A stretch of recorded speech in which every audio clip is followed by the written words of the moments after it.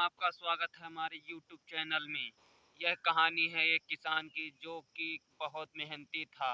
वह बड़ी मेहनत से खेतों में अनाज उगाता था और उसकी देखभाल करता था।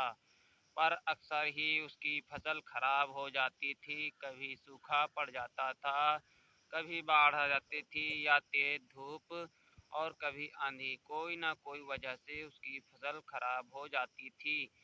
पेड़ के नीचे बैठकर अपनी बर्बाद हुई फसल गुस्से में आसमान की तरफ देखकर भगवान से कहता है कि मालिक, आपको बहुत महान मानते हैं और सबसे ज़्यादा ज्ञानी मानते हैं। कहते हैं कि आप सब जानते हैं, लेकिन मुझे ऐसा लगता है कि आपको कुछ भी नहीं पता।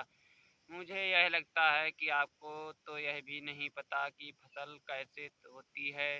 अगर आपको यह जानते तो हर समय बाढ़, आंधी और तूफान आते हैं, कितना नुकसान उठाना पड़ता है हम किसानों को। अगर मेरे हाथ में यह शक्ति होती कि मैं जैसा चाहूँ वैसा मौसम हो जाए, तो फिर आप देखना फसल को कितने अच्छे तरीके से उगाता हूँ। तभी उतने में ऊपर से एक आवाज़ आई, ले मैं तुझे यह ताकत देता हूँ कि आज से तू जैसा चाहे वैसा मौसम कर सकता है, अपनी फसल को उड़ा सकता है और अपनी फसल को हिफाजत कर सकता है। 2 दिन गुजर जाने के बाद किसान ने अपने खेत में गेहूं की फसल उगाई। अब किसान के पास तो शक्ति थी, वह चाहे जैसा मौसम कर सकता था। तो किसान ने आंधी, तूफान और बाढ़ कुछ भी उसने अपने खेतों पर आने नहीं दिया। किसान ने अपनी फसलों को बर्बाद होने से बचाया और उस साल उस किसान के खेत में ऐसी फसल हुई जो पहले कभी नहीं हुई थी। मन ही मन किसान बहुत खुश हो रहा था और साथ ही यह सोच रहा भी रहा था, भगवान क्यों बताऊंगा, इसे कहते हैं शक्ति का सही इस्तेमाल। कुछ दिन और गुजरने के बाद फसल काटने के लिए तैयार हुई। किसान बड़ी उत्सुकता के साथ फसल को काटने लगा, पर जैसे ही उसकी नज़र गेहूं की बालियों पर पड़ी, वह तो हैरान हो गया, क्योंकि उन बालियों में गेहूं के दाने ही नहीं थे। गेहूं के एक भी बाली के अंदर गेहूं की दाना नहीं था, सारी बालियां अंदर से ही खाली थी। अब वह किस बड़ा परेशान हो गया।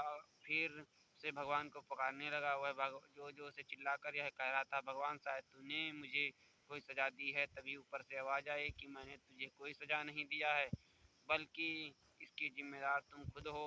तुमने अपने पौधों को संघर्ष को करने ही नहीं दिया, ना ही तुमने उन्हें आंधियों से जूझने दिया, ना ही तेज बारिश से सहने दिया और न ही धूप में तपने दिया। एक भी चुनौती का सामना तुमने उन्हें नहीं करने दिया, इसलिए सारे पौधे अंदर से खोखले रह गए।